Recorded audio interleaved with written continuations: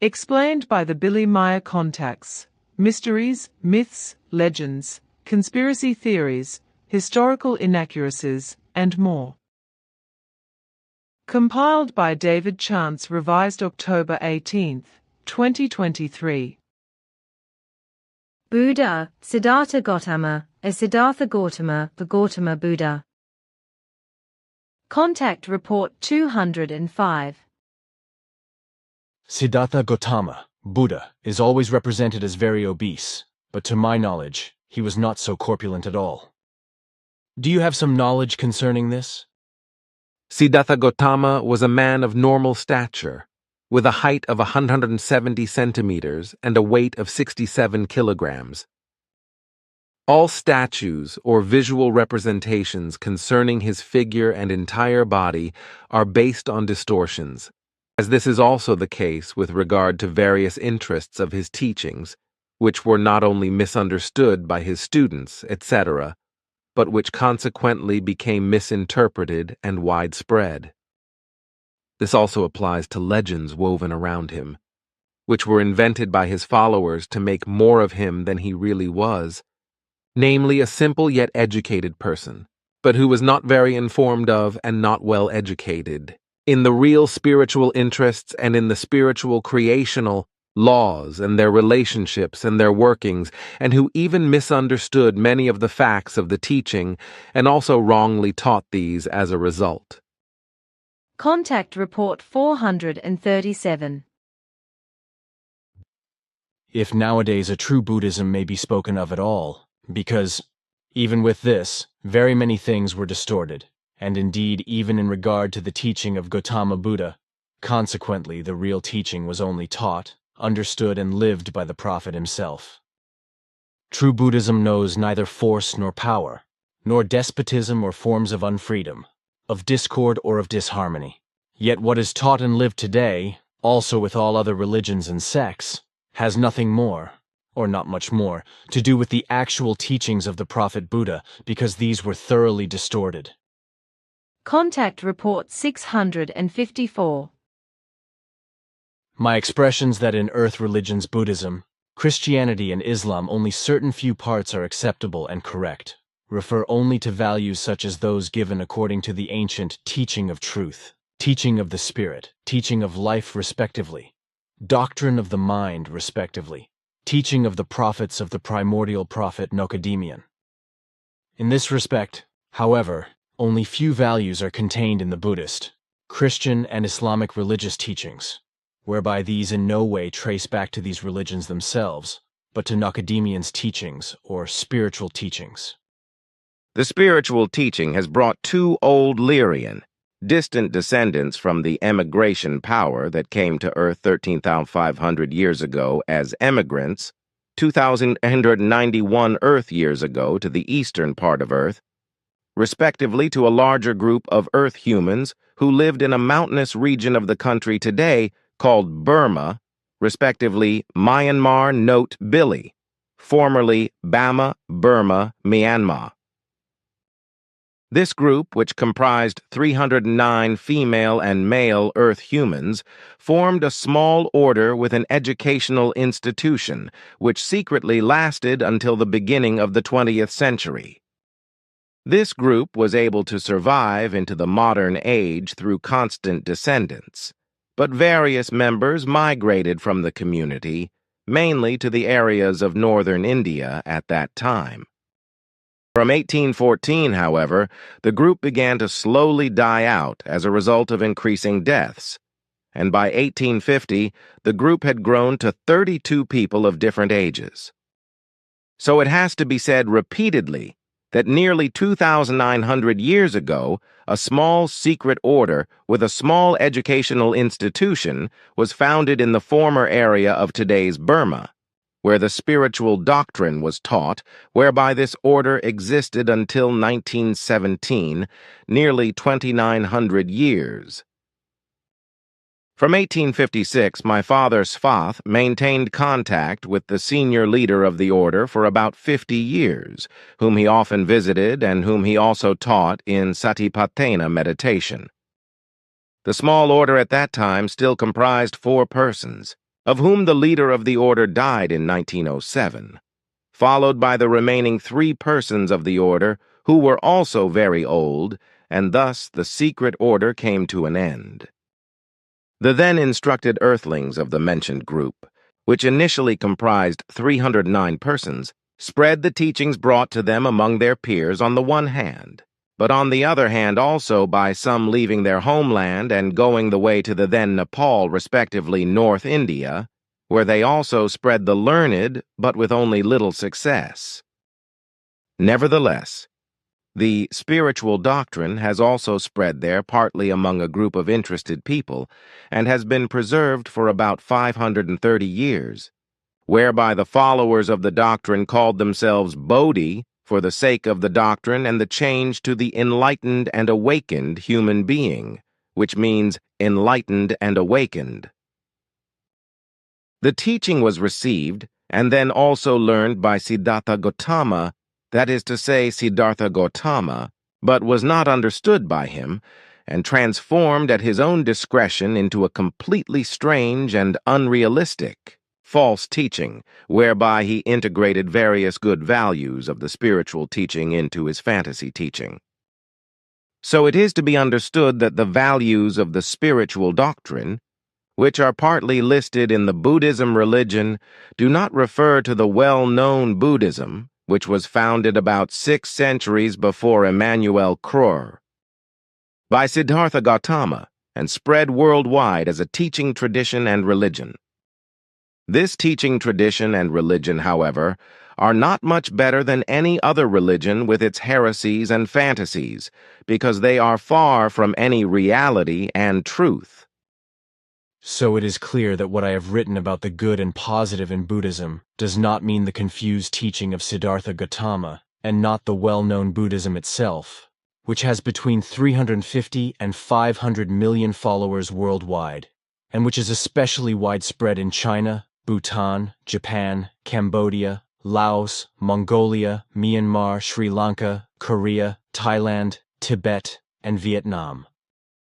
My remarks and explanations basically refer to Buddhism enlightened, awakened, which was taught to a larger group of people in the north of early Burma as the doctrine of truth, the doctrine of the spirit, the doctrine of life or the teaching of the spirit or the teaching of the prophets, and which is no longer widely taught today because there are no longer any followers of Buddhism. This corresponds to what has been given since 1917. Contact Report 754. I am particularly interested in what is important about Buddhism, of which my father wrote that it had been falsified in the same way as the teachings of the preachers, from which Christianity, Islam, and Judaism have emerged through tremendous falsifications. Buddhism as a present-day teaching emerged from the original teachings of Siddhartha Gautama, which he spread as the teaching, or the Dharma, although his original teachings were of a different kind than those presented by present-day Buddhism. The original teaching was absolutely opposed to Hinduism, Islam, Christianity and Judaism, etc., just as it does not correspond to any theistic religion or theistic sect, and is therefore in no way oriented towards the centralization of the worship of an omnipotent God.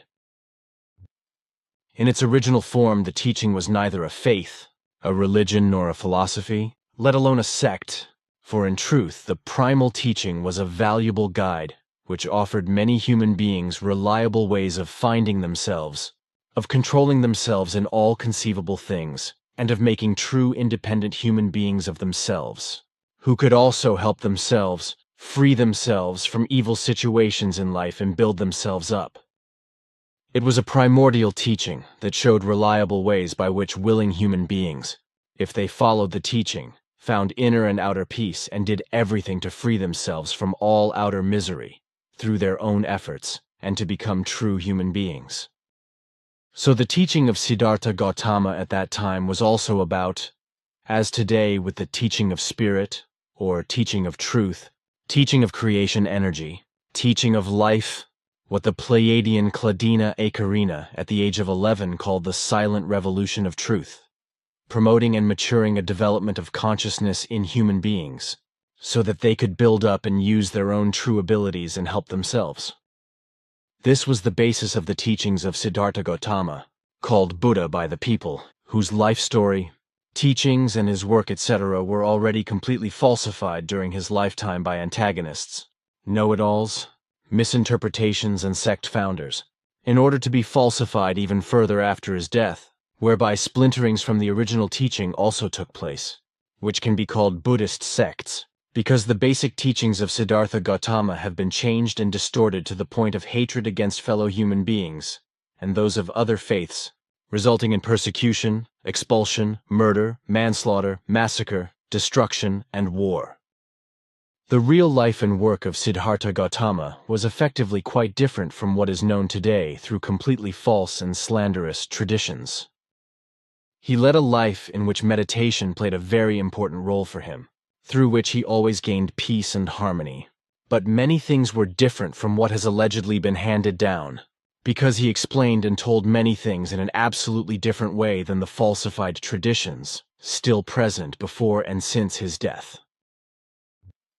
Asked about certain alleged true traditions that circulated in the 20th century, which were read to him, Siddhartha Gautama declared that much of it did not correspond to the truth, such as that for him from birth, neither his life, wisdom, and specialness had been prophesied, nor his family had held a royal position. His family was not royal, but merely a small noble family, and his father, a minor regent of the Shakya region. His own family consisted of his wife Yasodhara, a lowly noblewoman, his son Rahula, as well as 4 daughters named Hasita, Abhaya, Jnana, and Garima, all of whom he loved and respected, although girls and women in his time were considered inferior and were treated as poor and worthless commodities.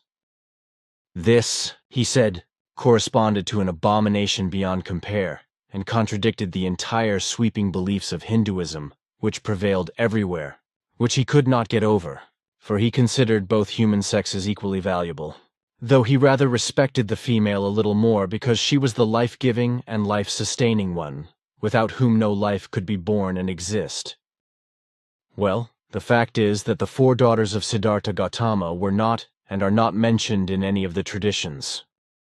Siddhartha explained that they were not mentioned by the writers of the traditions who wrote about him and his life, because young girls and women in his time were disregarded and not appreciated, but often abducted and held captive in Veshavasa brothels, and sooner or later murdered. But as it was then in Nepal and in India, so it is also today, as I myself have witnessed in India and Nepal over a long period of time. Siddhartha often left his family for days or weeks at a time, and for 28 years wandered the countryside as an ascet, teaching the human beings, teaching them his method of meditation and how to find and understand the meaning of life, and also that no God would help them because there was no God, so that they would only have to help themselves and free themselves from all illnesses, suffering, strokes of fate, and from all evil and misfortune. He had not been an ascetic for such a long time, had not left his family as has been falsely handed down, and according to his explanation, he also did not use the teachings of other sages and experienced human beings, but only his own insights, experiences, and personal experience, which he clearly and unambiguously expressed. This, as he also clearly stated that he only practiced his own meditation and went his own way with regard to everything and anything and sought the truth of all things himself, evaluated it and gained in-depth knowledge and a far-reaching understanding of all things from it.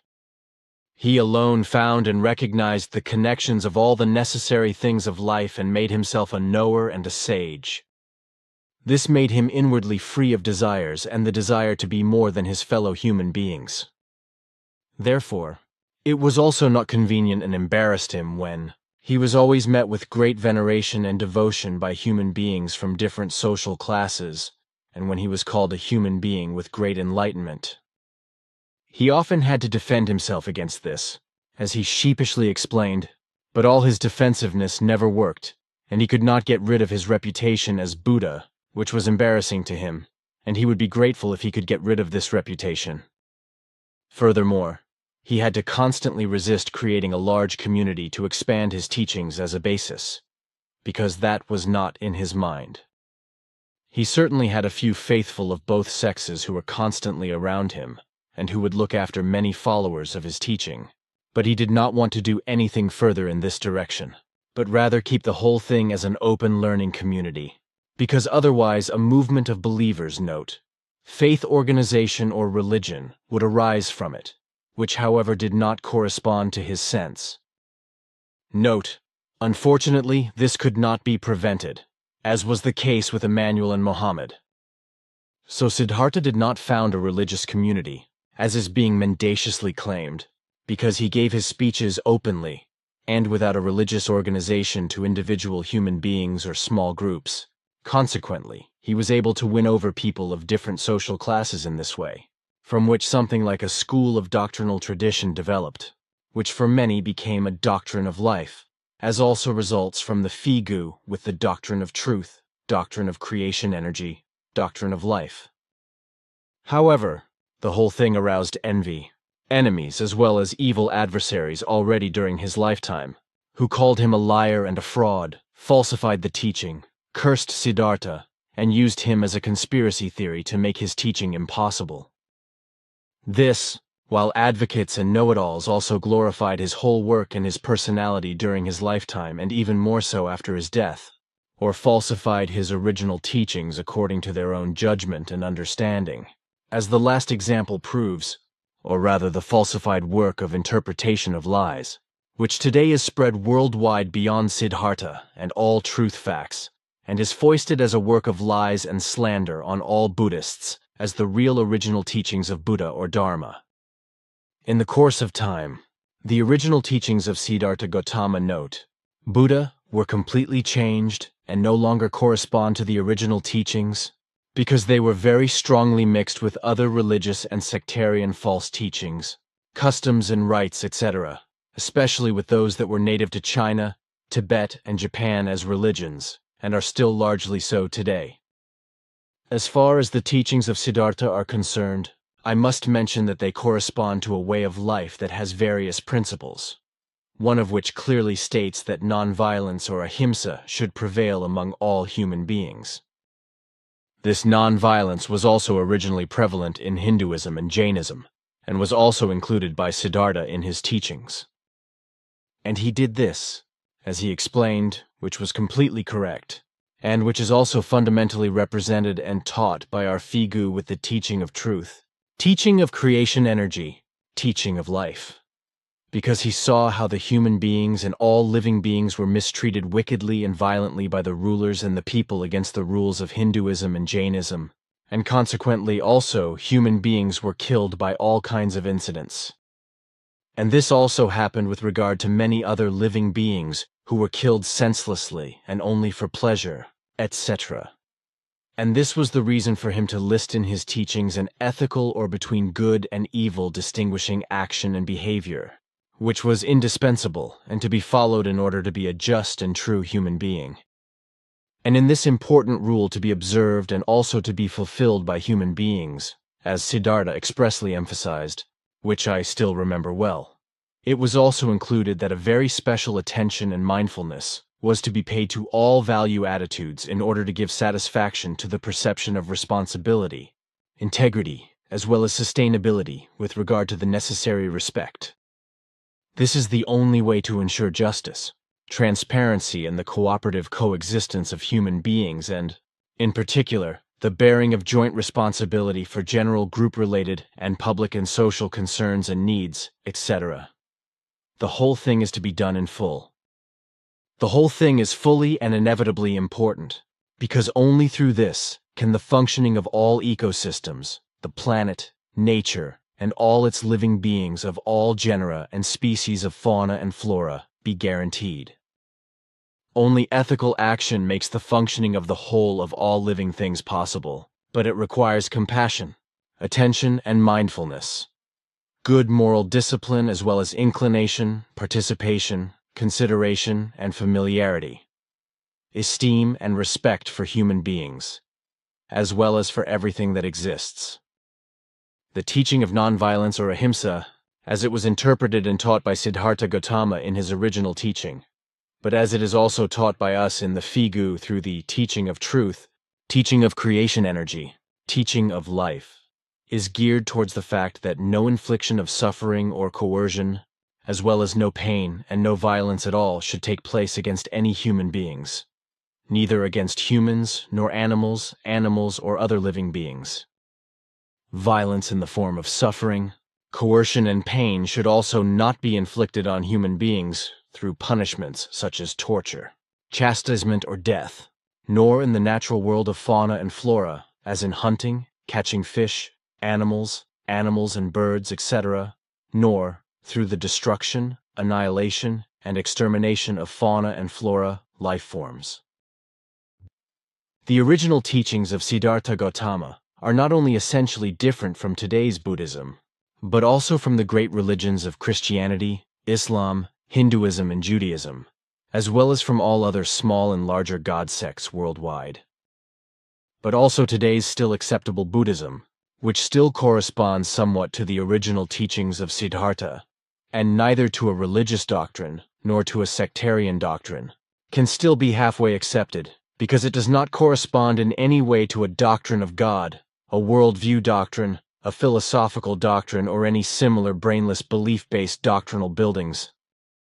Consequently, the absolutely true original teaching, from which Buddhism arose, is in its effective origin, just as Siddhartha created and taught it, not a matter of faith or belief, but a teaching of the correct way of life, teaching of self-knowledge, teaching of experience, and teaching of self-development, with the aim of mental evolution and the use of understanding, reason, and correct mastery of life in every respect. Note: Siddhartha Gautama was born in Nepal in Lumbini in 563 BC as a Hindu whose biological mother was Meier, note, who is called Gutrulma in Tibet, but also Mayadevi and Mahamaya elsewhere, and biological father was the regent Shuddhodana Gautama. Siddhartha himself was married to Yasodhara and had a son with her, whom they named Rahula. Siddhartha Gautama died at the age of 80 years anno 483 BC at Kushinagar in India.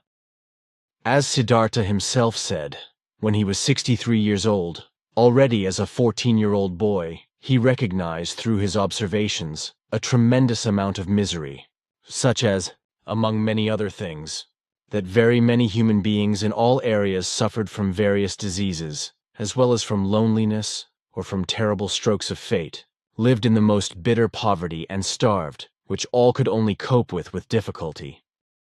He further said that he had also observed how, in contrast to this, the healthy, well-fed and wealthy rich, contrary to all humanity, exploited the common people, kept many human beings as serfs, mistreated them, and were completely indifferent to all happenings, health problems, epidemic problems, hunger, and the general unworthiness of life. The rich and otherwise wealthy were said to be very spoilt human beings, afflicted with discontent, hatred, envy, or greed, as well as with vices, addictions, and pleasure-seeking, and many were also said to be completely afflicted with ruthlessness and lack of conscience towards the common people, indulging and doing only the very best for themselves, and bringing and spreading absolutely nothing but mischief to their fellow human beings. What Siddhartha told about this was indeed true, and continued for a long time before minor improvements occurred, but only as a result of parts of the population following his teachings, which he had worked out in 7 years, and began to spread at the age of 21, after he had picked himself up by his own strength and use of intellect and reason, and learned a great deal. His newly created teachings led to better living conditions for many human beings who became his followers, as he said, while others, however, who did not make an effort to follow his teachings, became more and more rotten and lived a miserable existence in slums. Siddhartha explained that he had learned to teach and control himself by immersing himself deeply in meditative thought, through which he had found the path to himself, which, as a result of being called Buddha by his followers, he then called his teaching the Buddhist path. In this way and through his meditation, he had been able to find himself and his way, to free himself from all suffering, as well as to work out and create his teaching, through which he had also been able to expand the possibility of also being able to show human beings the way to a better life in the same way, so that they too could recognize themselves and their own power and ability, and find their way out of their suffering and lead a normal life again.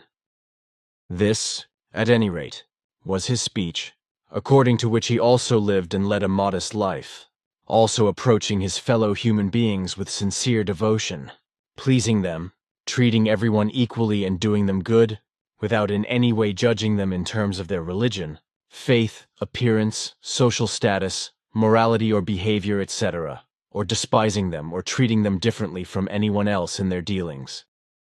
The work and conduct of Siddhartha Gautama led him to further knowledge of many things, as a result of which, according to ancient belief and word, as I have already mentioned, he was called Buddha, or the Enlightened One, by the people.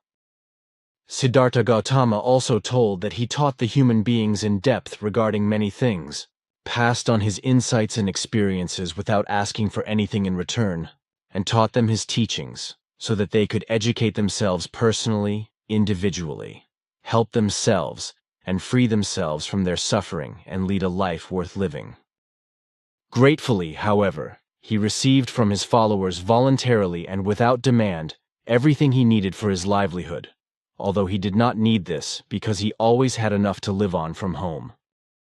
That was around 2500 years ago, from which, because Siddhartha was called Buddha by the people, as I have just said,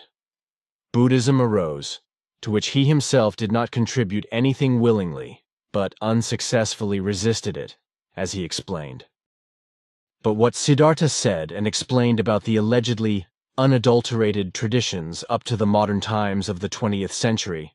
corresponds to nothing but lies, deceit and slander compared to all the known and alleged facts about his teachings and his life today. The greater part of all alleged traditions correspond in truth to unparalleled untruths, which, as Siddhartha himself expressed, correspond to an unpardonable shamefulness, just as Emmanuel Trust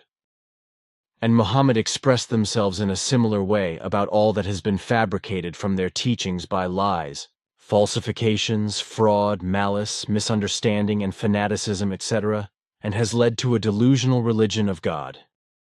Siddhartha Gautama was completely shocked when he learned what would result from his original teaching in the future of the 20th century. But after he had learned the truth, and also the day of his death, he decided during the last 17 years of his life to stand up for his teaching even more and even more vehemently, in order to possibly be able to prevent something even more detrimental. And as it is with the human beings of the earth, so it was also with Siddhartha, for he did not want to accept what was coming and held on to his opinion that he could still change some, or even everything for the good and positive through his increased and more powerful commitment to spreading his teaching. This, although he said frankly, after he had experienced the facts of the future, that he himself had experienced in his life, and knew that already during his lifetime falsifications of his teaching had circulated, and faith groups had arisen that spread his true teaching in a completely false, changed form and even teaching evil. Therefore, he could also understand that if in the future so-called true traditions were to apply to him and his teachings in the most evil way, they would no longer be more falsified than all the worst delusions.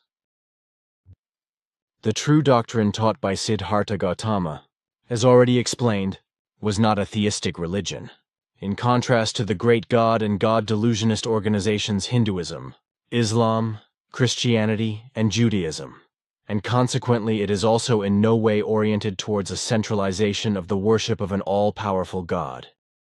This alone distinguished Siddhartha's original teachings, from which Buddhism emerged, from the great religions of Christianity, Islam, Hinduism, and Judaism, as well as from all other small and larger religions and God sects worldwide. The falsified Buddha teachings that are still circulating today, which Siddhartha did not teach in the way that has been falsely handed down today, correspond neither to a religious teaching nor to a sectarian teaching, nor to a philosophical teaching, or to any similar belief-based doctrines. The true original teaching in its effective origin, as Siddhartha created and taught it, was not a matter of faith, as must be clearly stated and emphasized again and again, but a teaching of the correct way of life, teaching of self-awareness, and teaching of self-discovery, with the aim of the personal development of the cognitive abilities for the use of intellect, reason, as well as self-knowledge, and correct mastery of life in every correct relationship to life. The essence of Siddhartha Gautama's primordial teaching is to be summarized as profound thought work related to meditation and mindfulness and attention regarding the qualities of inner peace, as well as to harmony, righteousness, and to respect for life, love, righteousness, being human, and wisdom. However, what Siddhartha did not consider in his method of meditation, and also what has not been taught or its further values mentioned in any Buddhist meditation teachings or elsewhere in other foreign teachings since then, is the mother of all meditations, which is the main factor of all learning, namely the actual meditation basic factor.